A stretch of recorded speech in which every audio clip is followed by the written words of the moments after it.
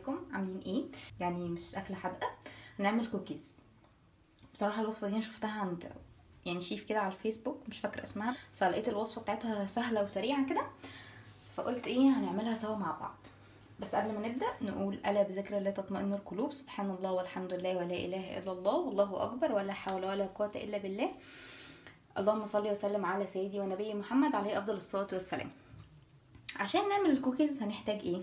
هنحتاج بيضتين درجه حراره الغرفه، فانيليا، بيكنج باودر، سكر، عسل اسود عشان هو المفروض سكر بني وسكر ابيض، بس انا مش عندي سكر بني فهنعمل سكر بني في البيت عادي، وكوبايتين ونص دقيق وكوبايه كاكاو منخول. انا نخلتهم عشان ايه نختصر الوقت على بعض. اول حاجه هنعملها ان احنا هنحط سمنه سايحه، يعني كوبايه سمنه سايحه. اول حاجه هنعملها هنحط كوبايتين سكر. المفروض انه يكون كوبايه سكر ابيض وكوبايه سكر بني. لو ما عندكوش سكر بني حطوا كوبايتين سكر ابيض وعليهم معلقتين كبار عسل اسود. العسل الاسود على السكر الابيض بيدي نفس نتيجه السكر البني. هنحط ادي كوبايه،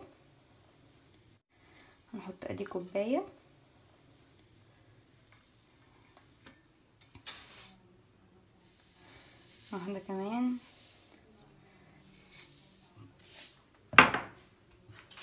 وهنحط معلقتين عسل اسود. كده يبقى احنا خدنا نفس النتيجه بتاعت السكر البني بالظبط. ادي واحد، شايفين كويس كده وادي اتنين، كده تمام جدا. وهنقلبهم بقى كويس مع بعض. انا بصراحه اول مره اعمل الكوكيز دي، محبش اصور وصفه، انا اول مره اعملها، بس ماما عايزاني اصورها وبتاع، فقلت ايه ما نزعلش ماما. هقلبهم كويس في بعض وارجع لكم. شوف سبحان الله بقى عندنا سكر بني عادي من غير ما نشتري. اكيد لو عندكم سكر بني حطوه على طول، ما تتعبوش نفسكم بس انا بقول ده للناس اللي ما عندهمش. كده قلبنا كويس. بقى دلوقتي هنحط السمنه على السكر، كوبايه سمنه متدوبه على النار مش سخنه، يا دوبك بس تكون دابت. وهقلب السكر مع السمنه كويس بمضرب البيض عادي او بشوكه حتى، لان احنا مش بنعجن، احنا بس بنخلي الحاجه تتناسب كده مع بعضها. نقلب كويس شويه لحد ما الحاجه تدخل في بعضها كده. لو اول مره تشوفوا معانا القناه ما تنسوش تعملوا لايك للفيديو، سبسكرايب للقناه، وتفعلوا زر الجرس عشان يوصلكوا اي جديد. وكمان اكتبوا لنا في الكومنتات عايزين نعمل لكم فيديوهات ايه تاني وهنعملها لكم على طول. كده السكر والسمنه بقوا تمام مع بعض. هنحط بقى البيضتين بدرجه حراره الغرفه.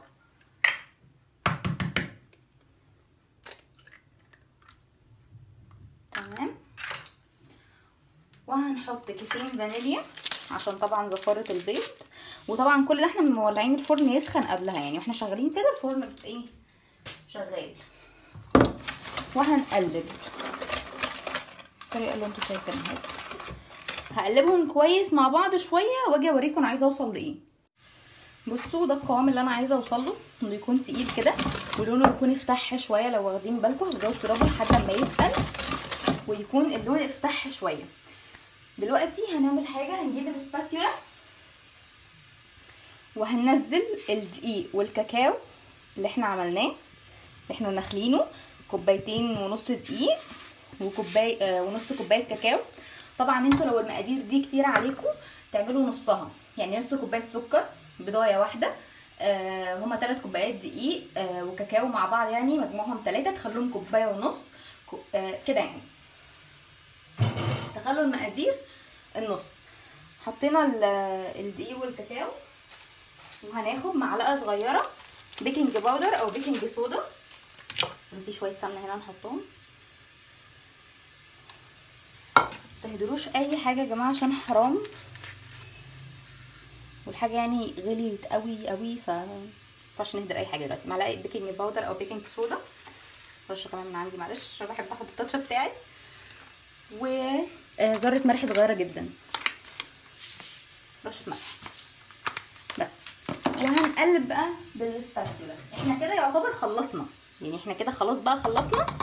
هنلم العجينه دي، مش هنعجنها، هنلمها كده واحده واحده، نفضل نلم كده ونعجن فيها بالسباتيولا او بالمعلقه، عشان احنا مش عايزينه يبقى عيش، احنا عايزينه كوكيز عادي، فمش هنعجنه. تمام. انا لحد دلوقتي ماشيه على كل الخطوات اللي هي قالت عليها، وهو طلع معاها ما شاء الله يعني تحفه، فان شاء الله يطلع معانا بنفس النتيجه، عشان ايه ابقى مبسوطه كده. كمان الجو شتا بقى، فنولع الفرن وندفي البيت كده. هلم العجينه، انا هفضل اعمل كده لحد ما العجينه كلها تتلم مع بعض، مش هقلب جامد، وهوريكم القوام في الاخر. بصوا انا فضلت اعجن لحد ما وصلت للقوام ده، فضلت اقلب كده كده، ما عملتش اي حاجه بايدي ولا باي حاجه تانية لحد ما وصلت للقوام ده. بصوا بقى عامل ازاي، انتوا تعملوه كده مش مفرول ولا مقطع، كده بقى تمام جدا. دلوقتي هنجيب صاج ندهنه سمنه او نحط فيه ورقه زبده ونعمله كور. هوريكم دلوقتي هنعمله كور صغيره كده ونحطه ونسيب منه مسافات عشان هو هيفرش. هظبط بس الدنيا حواليا الاول عشان نبقى رايقين كده واحنا بنحطه في الصاج، وارجع لكم تاني. رجعت لكم تاني اهو. انا دهنت الصاج بتاعي سمنه، ممكن تحطوا انتوا ورق زبده لو عايزين، بس انا اللي متوفر عندي سمنه دلوقتي. بناخد قطعه ونعملها كوره كده كده بالشكل ده بحجم الليمونه الصغيره. ومعايا هنا شوكليت شيبس للتزيين.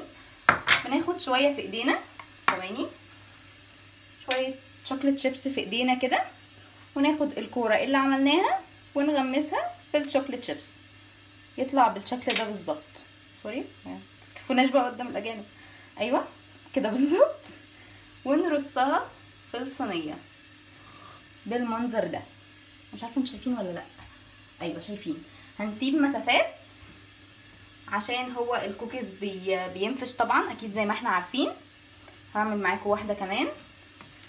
ناخد حته عجين ونكورها كده بحجم الليمونه الصغيره. حاولوا يكون كل الكور قد بعض عشان الشكل يكون لطيف، يعني قد الليمونه الصغيره كده.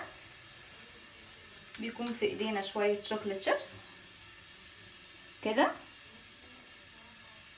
كده بالمنظر ده، ونسيب مسافه مثلا نقول صباع بين كل واحده والتانيه بالمنظر ده. هكمل بقيه الصاج وارجع اوريكم شكله في الاخر. بصوا انا عملت شويه فقلت اوريكم عشان انا فرحانه بيه جدا بصراحه. هنعجن كوره كده قد الليمونه الصغننه، وناخد طبقه شوكليت شيبس نحطها فيه كده، تطلع بالشوكولاته. الشوكولاته وانا مش بصور مش بتقع، يعني غالبا بتتكسف من الكاميرا. ونحطها كده ونسيب مسافات ايه زي ما قلت لكم. طبعا ما تنسوش تاكلوا من الشوكولاته شيبس دي وانتوا بتعملوا الكوكيز. خلص الصاج وارجع لكم تاني. وبعد 900 سنه من ان احنا نقعد نعمل الكوكيز ندوره كده، عملت الصاج. هما مش قد بعض، انا حاساهم مش قد بعض يعني، بس انتوا حاولوا تعملوهم قد بعض. دلوقتي هندخلهم الفرن على درجه حراره 180 في الرف اللي في النص 10 دقايق بس. هي قالت 10 دقايق بس، وهي كمان قالت انه بعد 10 دقايق هتلاقوه لسه طري. عادي طلعوه لما يتعرض للهواء هيمسك نفسه. وزي ما قلت لكم سيبوا مسافات كده عشان ايه، هو هيفرد طبعا. هندخله الفرن 10 دقايق ونكمل بقيه العجينه واوريكم شكله في الاخر هيبقى عامل ازاي. حقيقي فخوره بنفسي وانا لسه مطلعاه. هو ملمسه طري شويه، هي قالت عادي هيبقى طري لما تسيبوه شويه هيمسك نفسه، لان لو سيبناه في الفرن لحد ما ينشف هيبقى عامل زي الحجر. فانا سمعت الكلام وربنا يستر. وبس ده شكله حلو قوي صح. وكده ده الكوكيز بتاعنا بعد ما خلص. انا مبسوطه جدا بيه جدا. بصوا يا جماعه، هو سيبوه في الفرن 10 دقايق بس هتلاقوه طري جدا وهتحسوا انه ناي جدا، بس هو فعلا لما تطلعوه تفتحوا شباك المطبخ كده هيمسك نفسه. بصوا من بره ناشفه ومن جوه طريه وماسكه، يعني من جوه طريه وحلوه ومن بره ماسكه نفسها. بجد شكله تحفه وطعمه تحفه وسريع جدا وما خدش وقته ومش مكلف ويعني كل مميزات بصراحه في الشتا ده، مع كوبايه بقى ايس كوفي، عشان بحب الايس كوفي جدا. الناس بتحب الشاي بلبن، ينفع فطار، ينفع في العشاء بالليل، فحقيقي تحفه. ما تنسوش لو عجبتكم الوصفه تعملوا لايك للفيديو، سبسكرايب للقناه، وتفعلوا زر الجرس عشان يوصلكم كل جديد. واستنونا في وصفات تانية جديده. باي باي.